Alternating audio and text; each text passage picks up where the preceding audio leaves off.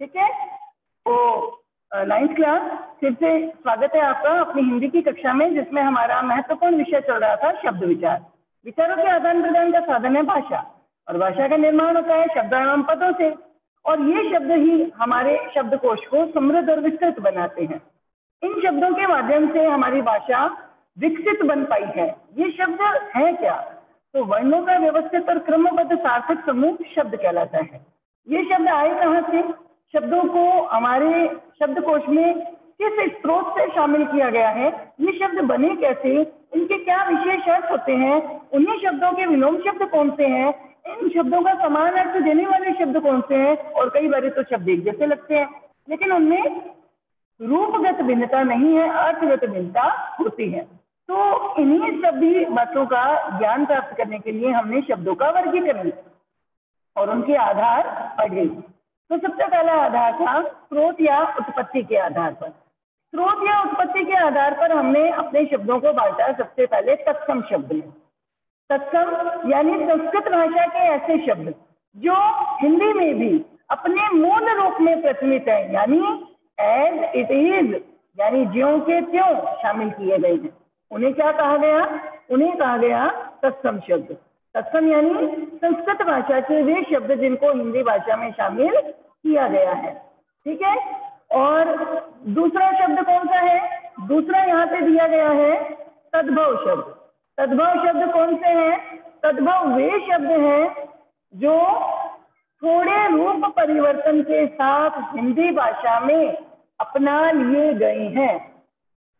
ठीक है, तो इन्हें हिंदी के ही शब्द कहा जाता है, और हिंदी के ये शब्द जो है हमारे शब्दकोश में शामिल किए गए हैं। जैसे उदाहरण के तौर पे दिया गया यहाँ पे स्वप्न। स्वप्न का हिंदी में क्या शब्द बना? सपना। जैसे संस्कृत में कोई शब्द था दुग्ध, तो हिंदी में उस शब्द का क्या रूप बदलकर सामने आया? उसको लिखा गया दूध। ठीक है, इसी तरह से यहाँ पे दिया गया, अगर शब्द दिया गया है कि पिक, पिक तो थी कोयल, जिसे संस्कृत में कहा जाता है, लेकिन हिंदी में उसका क्या नाम है जिसे आप क्या बोलोगे? कोयल, है ना? तो तद्भव वे शब्द हैं जिनको वे भाषा के वे संस्कृत भाषा के वे शब्द जिनको थोड़े रूप परिवर्तन के साथ हमारी हिंदी भाषा में शामिल कर लिया गया है। ठीक है, अब फिर हमने पढ़ा देशज शब्द। देशज शब्द क्या होते हैं? ध्यान देना, जैसे मैंने बोला खिचड़ी बनाई है ना, खिचड़ी शब्द, खिड़की शब्द, चीनी शब्द, कुर्सी शब्द, पंखा शब्द, मेज शब्द, यानी कई ऐसे शब्द हैं जो हमारी देशी या स्थानीय भाषाओं के। ठीक है, और फिर भी इन शब्दों को हमने क्या किया है? हमारी हिंदी भाषा में शामिल कर लिया है, और इन्हीं शब्दों को हमने क्या नाम दिया? देशज शब्द। ठीक है, दूसरे कौन से शब्द हैं? दूसरे यहाँ पे शब्द दिए गए हैं विदेशज शब्द। विदेशज शब्दों को आगत शब्दों के नाम से भी जाना जाता है। इन सारी चीजों को हमने अपनी पूर्व की कक्षाओं में अच्छे ढंग से पढ़ा है, इसलिए आपको कंफ्यूजन की बिल्कुल भी आवश्यकता नहीं है। ठीक है, यहाँ विदेशज शब्द जिन्हें आगत शब्द भी कहा जाता है, ये वे शब्द हैं जो विदेशी भाषाओं, और विदेशी भाषा कौन कौन सी है? देखिए, अंग्रेजी, फारसी, अरबी, तुर्की, पुर्तगाली, फ्रांसीसी, स्पेनिश, जो भी है अलग अलग भाषाएं, है ना, इन भाषाओं के शब्दों को हमारी भाषा में शामिल कर लिया गया है। ठीक है, और आगे यहाँ पे दिया गया है, इन शब्दों को हम किस नाम से भी पुकारते हैं? आगत के नाम से भी पुकारते हैं। आगत यानी आए हुए। ठीक है, आए हुए यानी दूसरी भाषाओं के वे शब्द जो हमारी हिंदी भाषा में आए हुए हैं, उन शब्दों को हम क्या कहते हैं? आगत शब्द। ठीक है, तो देखिए कौन कौन से शब्द हैं। यहाँ पे कुछ शब्द उदाहरण के तौर पे आपके समक्ष उपस्थित किए गए हैं, ध्यान से समझिएगा। सबसे पहले तत्सम और उसके बाद उसका तद्भव रूप। जैसे मैंने लिखा अंगुष्ठ, तो हिंदी में उसको क्या बोला गया? अंगूठा। जैसे यहाँ पे लिखा गया अक्षी, यानी हिंदी में इसका क्या है शब्द? आंख। जैसे यहाँ पे लिखा गया निद्रा, तो नींद। बड़ यानी वट वृक्ष, बधिर यानी बहरा, कोटि यानी करोड़, धारित्री यानी धरती, मत्स्य यानी मछली, अश्रु यानी आंसू, और दंत यानी दांत। ठीक है, इसी तरह से और भी उदाहरण है। जैसे यहाँ पे आगे दिए गए हैं इन उदाहरणों को, जैसे लिखा दीक्षा तो भीख, आम्र यानी आम, पूर्ण यानी पूरा, आशीष यानी आशीर्वाद, हस्त यानी हाथ, इक्षु यानी ईख जिसे गन्ना भी कहा जाता है, त्वरित यानी तीव्र, काष्ठ यानी लकड़ी, ओष्ठ यानी होठ, अग्नि यानी आग। अब बात आई रचना के आधार पर। रचना के आधार पर हमने देखिए रूढ़ शब्द। रूढ़ वही शब्द हैं जो देशी भाषाओं के शब्द हैं, जो कई लंबे समय से हमारे बोलचाल में काम में आती जा रही हैं, और इन्हीं वजह से इन शब्दों का एक विशेष अर्थ बन गया है। जैसे पेड़, पेड़ के नीचे पक्षी बैठा है, पेड़ और पक्षी, इनका अगर खंडन कर दिया जाए तो कोई विशेष अर्थ नहीं निकलता है, लेकिन फिर भी ये पूरे के पूरे शब्द जो हैं किसी विशेष अर्थ को अभिहित करते हैं। ठीक है, जैसे दूध, गाय, रोटी, पेड़, दीपक, खिचड़ी, खिड़की, पगड़ी, साफा, लोटा, है ना, ये सारे किसमें आ जाते हैं? रूढ़ शब्द में। यौगिक शब्द, यौगिक वे शब्द होते हैं जो दो अलग अलग शब्दों के मिलाने से बनते हैं। अगर उनका विग्रह कर दिया जाए, अगर उनके खंडन कर दिए जाए तो उनके अर्थ निकलेंगे। जैसे मैंने बोला विद्यालय, तो यहाँ पे लिखा विद्या और दूसरा शब्द आया आलय, है ना। तो यहाँ पे विद्या का अर्थ होता है शिक्षा, आलय का अर्थ होता है का घर, तो यहाँ पे आ जाएगा विद्यालय। ठीक है ना। लेकिन इसी तरह से योग रूढ़ शब्द, योग रूढ़ शब्द क्या होते हैं?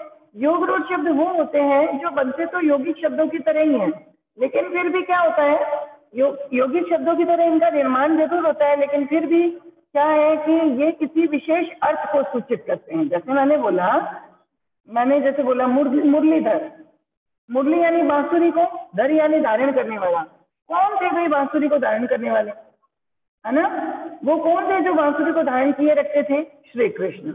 यानी इसका कोई सामान्य अर्थ नहीं निकलता, बल्कि क्या है, इनका विशेष अर्थ निकलता है। ठीक है, और विशेष अर्थ जो है वो किसी विशेष व्यक्ति से संबंधित होता है। ठीक है, जैसे हाँ योजना बोलिए बेटे।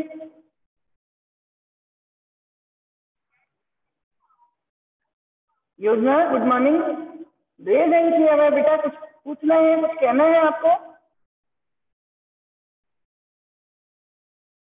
ठीक है, तो यहाँ हमने योग रूढ़ के बारे में भी पढ़ लिया। अब आता है प्रयोग की दृष्टि से। प्रयोग की दृष्टि से देखिए यहाँ पे क्या है, प्रयोग की दृष्टि से इनको दो हिस्सों में बांटा, एक तो विकारी और दूसरा अविकारी। विकारी जिनमें लिंग वचन कारक काल के आधार पर बदलाव आता है। ठीक है, संज्ञा, सर्वनाम, क्रिया और विशेषण, ये इसी में शामिल है। ठीक है, और दूसरा है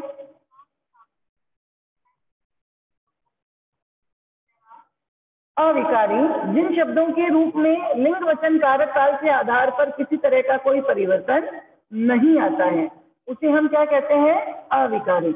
इनमें भी शामिल है क्रिया विशेषण, संबंध बोधक, समुच्चय बोधक और विस्मयादि बोधक। ठीक है, इनमें कौन कौन से शामिल है? इसमें है क्रिया विशेषण, संबंध बोधक, समुच्चय बोधक और विस्मयादि बोधक। ठीक है, अगला देखिए, अब हमने जो कल पढ़ा था, अभी किसी बच्चे ने ये बोला कि मैडम कल जो आपने पढ़ाया था, कल हमने पढ़े थे अर्थ के आधार पर शब्द। अर्थ के आधार पर शब्द जो है उनमें दिया गया, देखिए कि समानार्थक शब्द, विपरीतार्थक शब्द, समरूपी भिन्नार्थक शब्द, एकार्थक शब्द और अनेकार्थक शब्द। ठीक है, तो यहाँ पर हमने इनकी परिभाषाएं पढ़नी है। सबसे पहले हमने परिभाषा पढ़ी समरूपी शब्द। समरूपी शब्द वे शब्द होते हैं जो अपने ही समान अर्थ देते हैं। दिखने में तो एक जैसे होते हैं, लेकिन अर्थ जो है उनके अलग अलग आता है। समरूपी, मैंने सिर्फ समरूपी बोला है। समरूपी यानी समानार्थी, समानार्थी यानी वे शब्द जो समान अर्थ प्रकट करते हैं। ठीक है, जैसे मैंने लिखा मछली, तो मीन, मत्स्य, ये इसके समान अर्थी है। जैसे मैंने बोला लकड़ी, तो यहाँ इसको बोल दिया काठ, काष्ठ, तो ये क्या है? समानार्थी है। जैसे मैंने यहाँ पे बोला पानी, तो जल, अम्बु, टोए, बारी, है ना, तो ये क्या है? समानार्थी। मैंने अगर इनको बोला समरूपी भिन्नार्थक, यानी वे शब्द जो रूप के आधार पर तो समान लगते हैं लेकिन अर्थ अलग अलग देते हैं। जैसे मैंने बोला कटक और कंटक। कटक का अर्थ होता है सेना और कंटक का अर्थ होता है कांटा। जैसे मैंने बोला किला, यानी राजा महाराजाओं के जो किले होते थे, और मैंने बोला दीवार में कीला लगाया गया है। कीला यानी नुकीला औजार। ठीक है। जैसे मैंने यहाँ पे आप लोगों के समक्ष बोला कि प्रण तथा प्राण, प्रण यानी प्रतिज्ञा करना और प्राण यानी जीवन। तो रूप के आधार पर तो वो समान प्रतीत होते हैं लेकिन अर्थ के आधार पर उनमें भिन्नता होती है। विपरीत अर्थ यानी वे शब्द जो अपना ही विपरीत अर्थ देते हैं, बिल्कुल उल्टा अर्थ देते हैं। और आपके सिलेबस में समानार्थी, समरूपी भिन्नार्थक और विपरीतार्थक, इन शब्दों का विशेष महत्व है क्योंकि इन्हीं शब्दों से संबंधित प्रश्न पूछे जाने हैं। तो आप सभी के समक्ष सबसे पहले मैं लेकर आई हूँ विपरीतार्थक शब्द। किसी भी शब्द के विपरीत या उल्टे अर्थ देने वाले शब्दों को विपरीतार्थक शब्द या विलोम शब्द कहा जाता है। जैसे उदाहरण देखिए, अमृत तो विष, अंधकार प्रकाश, अनुराग विराग, आगामी विगत, आगामी यानी आगे आने वाला, विगत यानी जो बीत चुका है, अनुज जो बाद में जन्मा है, अग्रज जिसका जन्म पहले हुआ है, अधिक यानी ज्यादा, कम यानी न्यून। आलस्य आप सभी समझते हो, इसका बिल्कुल विपरीत क्या हो जाएगा? स्फूर्ति। अपेक्षा यानी किसी से उम्मीद करना, और उपेक्षा यानी किसी की अवहेलना या अपमान करना। आदर्श यानी आइडल रूप, कल्पनाएं करना, जिसे आदर्श कहते हो। और इसका बिल्कुल विपरीत होता है यथार्थ, यानी जो ओरिजिनलिटी चल रही है, जो यथार्थ चल रहा है। आहार खाना और निराहार कुछ भी नहीं खाना। आमिष जिसमें मांसाहार को शामिल नहीं किया गया, सामिष जिसमें मांसाहार को शामिल किया गया। आजादी गुलामी। आर्द्र, आर्द्र का अर्थ होता है नमी वाला, गीला, और शुष्क का अर्थ होता है सूखा। अनिवार्य जो बहुत कंपल्सरी हो, और वैकल्पिक जिसमें आपको उपाय दिया गया हो, आपको विकल्प दिया गया हो, आप उसको चयन कर भी सकते हो और नहीं भी, जिसे ऑप्शनल कहते हैं। अगम्य दुर्गम, जहां जाना कठिन हो तो उसका हो जाएगा सुगम, जहां जाना आसान हो। आकाश तो धरती या पाताल।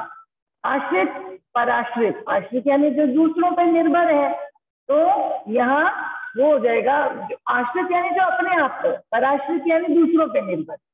अरुचि जिसमें किसी तरह की कोई रुचि या इंटरेस्ट नहीं है तो रुचिकर हो जाएगा। आदान यानी लेना, प्रदान यानी देना, आय यानी इनकम होना, व्यय यानी वेस्ट होना।